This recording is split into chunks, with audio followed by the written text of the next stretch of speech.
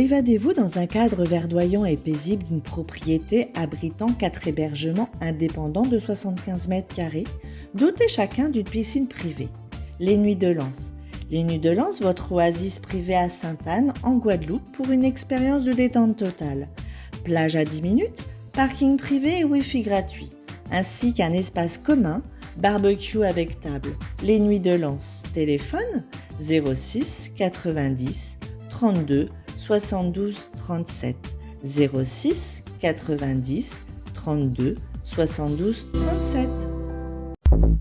Réunion Actualité. Bonjour à tous. Sécheresse et manque d'eau, nous en parlerons dans notre émission spéciale à 9h. Radio-fiction animée par Charles L'Huillier. La Toussaint, une fréquentation peut-être un peu plus timide ce mercredi. Nous irons au cimetière de l'Est dans quelques instants. Nous verrons aussi la tradition en cette période à Madagascar, le retournement des morts. Retour sur cette information terrible hier, le crash d'un hélicoptère à Salazie, témoignage à suivre. Et nous terminerons avec la météo chaud et sec. Pas d'averse prévue ce mercredi. Prévision en fin d'édition. La sécheresse, le manque d'eau, le sujet sera débattu tout à l'heure dans une émission spéciale. Radio Friction avec face à Charles L'Huillier, Christian Annette, élu de l'opposition à Sainte-Marie, Vanessa Miranville, mairesse de la possession, Olivier Duguin, élu de l'opposition à Sainte-Suzanne et Didier Waro, porte-parole du Rassemblement national.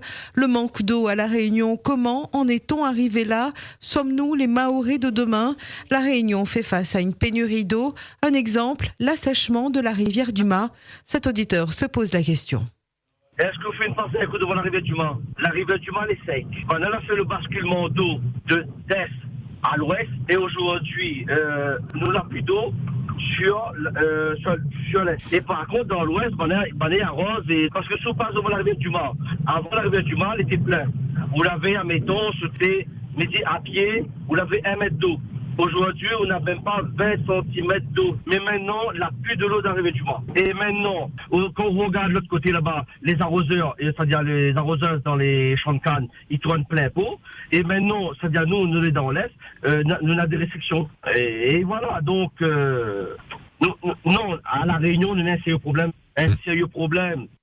Radio Friction, je vous le rappelle, à 9h tout à l'heure, avec Charles L'Huillier, Christian Annette, Vanessa Miranville, Olivier Duguin et Didier Waro. Information Freedom, le feu ce matin au bocage. Selon nos informations, ce seraient des jeunes qui auraient mis le feu au bambou à l'entrée du parc du bocage à Sainte-Suzanne. Patrick nous appelait peu après 6h ce matin. Il se trouvait non loin du site et en direct, on entendait les bambous qui explosaient. Bocage, c'est parc de jeux. Donc les gens ont mis le feu dans le bambou et ça vient trop. Il y a des flammes partout. Donc on attend les pompiers qui arrivent. Oui, mais vous entendez pas ça pète là? C'est les bambous qui fait des pétards là. Mais apparemment les pompiers m'ont dit depuis hier soir, ils ont intervenu, donc ils ont remis ce matin, ou bien ça a reflambé. Il y a les gendarmes qui courent un peu à droite, à gauche par rapport, il y a une autre petite fumée qui sort de l'autre côté. Peut-être les gens qui sont en train de mettre le feu, ils sont encore sur place. C'est à on va dire à 40 mètres de la première flambée là, les gendarmes sont en train de courir des jeunes. Et la nuit a été quasiment calme, mais sur certains secteurs, de légers incidents à signaler, comme des feux de poubelle. Halloween, feux de poubelle égalés sur la route, c'était hier soir à Saint-Louis. Cet auditeur nous appelait en se rendant au travail, il était un peu avant minuit. Vraiment, fais attention parce que m'y pensais dans tout Saint-Louis doit être commun. Il est désolé d'être grossier, mais il ne fait pas si bon petit jeune là. Et il insiste sur le mot petit jeune, point fois. Faut baisse de feu, brûle la poubelle, baisse de feu, galet partout. Sur rond-point. Midiama, comme par chance, malheureusement, m'a pas gagné un bel cap dans mon loto. Et Néna, comme il y a un bon petit jeune, Néna a au moins une soixantaine, une cinquantaine. Au moins une soixantaine, hein? Ah oui, ouais, au moins, ouais. Mais il insiste sur petit jeune, il pense qu'il y en a 2-3, il doit être entre 12 et 20 ans, peut-être, voilà. Mais vraiment, de faire gaffe, parce que moi, le chemin m'a emprunté, du coup, partout est bloqué, en fait. Il avait de feu partout, la poubelle avait pied de bois, avait bande roche partout. Donc, Midiama m'a eu le temps fait demi-tour, et heureusement, m'a pas gagné un galet dans mon loto, quoi. Pour le bilan, près de 650 policiers et gendarmes étaient mobilisés cette nuit sur l'ensemble de l'île. Les violences urbaines ont été plus limitées que l'an passé. 19 interpellations ont été réalisées par les forces de l'ordre avec 13 gardes à vue. Au total, une cinquantaine de feux, de poubelles, de végétation, de détritus et de véhicules ont été relevés sur l'ensemble du département. Mercredi 1er novembre, jour de la Toussaint. Aujourd'hui et demain, les Réunionnais seront nombreux dans les cimetières pour rendre hommage à leurs défunts. Ce matin, nous nous sommes rendus au cimetière de l'Est. Les vendeurs étaient arrivés de bon matin. Mais pour Sabrina, une des vendeuses de fleurs, la fréquentation était peut-être un petit peu plus basse que celle de l'année dernière. Nous, on a les bouquets, les chrysanthèmes, soleil levant. Ça fait encore les crêtes de coq, les roses, voilà. Et puis, c'est la tradition ici, fleurir les tombes pour la Toussaint. On peut péter dans les fleurs aussi. Moi, j'ai toujours vendu les fleurs, en fait. Là, ça commence doucement. Et puis, on voit.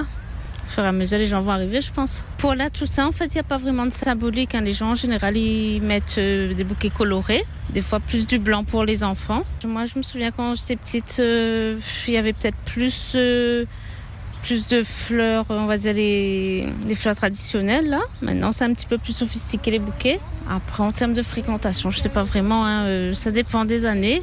Là on dirait que cette année c'est un petit peu plus calme. Peut-être c'est à cause de l'inflation aussi, de l'actualité du moment. Donc voilà. Sabrina, vendeuse de fleurs, rencontrée ce matin par Lonis Saibi. Et cette fête des morts, c'est un moment important à Madagascar où se déroule la cérémonie du retournement des morts. Le retournement des morts, c'est une coutume funéraire que l'on rencontre dans certaines régions de Madagascar. Les membres de la famille du défunt le sortent de terre, nettoient les os et procèdent à un nouvel enterrement. Ce malgache raconte. Si par exemple la personne a été inhumée en ville, donc là on n'ouvre pas la tombe. C'est seulement si elle a demandé à être inhumée en brousse avec ses parents ou ses grands-parents. Il y a le retournement des morts. Donc là on ouvre en fait la tombe, mais je crois qu'il y a une durée, il y a un certain nombre d'années et puis c'est là qu'on ouvre quoi. Voilà. Moi la première fois où j'y ai assisté, j'avais 8 ans. On enlève les os, c'est nettoyé et c'est remis dans un linceul propre. Les gens sont habitués. Voilà, une coutume malgache qui nous était relatée hier sur notre antenne. Alors, on en sait un peu plus sur ce crash qui a coûté la vie à 4 personnes. Hier, à Salazie, l'appareil de la compagnie Elilagon s'est écrasé sur un flanc de falaise. L'accident a fait 4 morts. Parmi les victimes, le patron de Aquatis, Lionel Caro, ainsi que son épouse et un couple d'amis en vacances qui avaient pris place à bord de l'hélicoptère type Robinson. Ce que l'on sait, c'était que Lionel Caro lui-même pilotait l'appareil et que, vraisemblablement, l'appareil a perdu de l'altitude avant de heurter un arbre sur le rempart. L'alerte a été donnée par les automobilistes qui ont assisté à l'accident. Jean-Louis est un habitant du quartier. Lui aussi a été surpris. Ils ont fait un PC de sécurité sur le terrain de football de Bois-de-Pomme. Comme j'ai entendu, on dirait qu'il y a 4 décédés. Ils n'ont pas récupéré personne pour l'instant. L'hélicoptère est descendu, ils ont déposé quelques secours en bas, à côté de l'hélicoptère, et il est revenu sur le terrain de football, donc ils sont en attente pour nettoyer les personnes, quoi. Nous, comme on est habitants de Salazie, on a attendu les gendarmes descendre avec les gyrophares, les pompiers descendre avec les gyrophares. Moi je suis descendu en bas pour aller voir ce qui s'est passé. Je pensais que c'était un accident de voiture, un truc comme ça. Et là, on a vu des traces dans la montagne, on dirait un hélicoptère qui s'est crashé et il est tombé en contrebas. C'est là où il y a eu le taxi il y a quelques années qui est tombé en bas là. L'hélicoptère il a tapé dans la montagne et puis il a dégringolé en bas de la rivière. Il y a des traces contre la falaise, il a tapé d'un pied un fil à eau. Et on voit les traces d'hélices, de morceaux d'hélicoptères qui traînent de partout, dans la forêt, dans le rempart. Hier, un important dispositif de secours a été déployé. À leur arrivée, les secouristes n'ont pu que constater les 4 décès. Depuis 2000, on déplore une douzaine d'accidents d'hélicoptères. Celui qui s'est produit hier est le plus meurtrier. Cinéma, temples, centres commerciaux, établissements scolaires, le faux lanceur d'alerte a encore frappé. 16 collèges ont été le plus touchés par les fausses alertes à la bombe. 16 établissements scolaires évacués une nouvelle fois, mais les cours ont pu reprendre dans le courant de la journée. Autres établissements touchés, le Carrefour de Saint-Benoît, le Run Market à Saint-Paul ou encore l'université, les temples et les cinémas. Alors, qui est ce fameux lanceur de fausses alertes? On en parle dans la presse ce matin. Ce que l'on sait, c'est que des mails ont été envoyés de plusieurs adresses différentes, des mails écrits dans un français approximatif signé Oussama Ben Laden ou le Hamas. En tout cas, plainte a été déposée. Avant de partir, je vous rappelle cette information pratique. La route du littoral fermée jusqu'à nouvel ordre. Un glissement de terrain s'est produit hier sur la RD 41, route de la montagne, secteur Malcoté. La route est fermée à la circulation jusqu'à nouvel ordre. On passe à la météo. Oui. Ce n'est pas la route du littoral qui est fermée, mais la route de la montagne. La route de la montagne, tout à fait. Oui, c'est ça. On passe à la météo. Je n'ai pas dit ça. Elle n'a pas dit. Non. C'est moi qui l'ai dit. Voilà. Du coup, météo de cette journée avec le Vlac. C'était pas la route du littoral, mais c'est la route de la montagne. Méchant Francky. La météo? Ouais. Dégustez votre météo avec Lovellac. Hop là. Oui. Je vous rappelle que la route de la montagne est fermée jusqu'à nouvel ordre. Un glissement de terrain s'est produit hier soir sur la RD 41, secteur Malcoté. La route est fermée à la circulation jusqu'à nouvel ordre. Outremernews.fr, le site de l'actualité Outre-mer, 24 heures sur 24 et 7 jours sur 7. Retrouvez la chaîne Outremer News sur YouTube.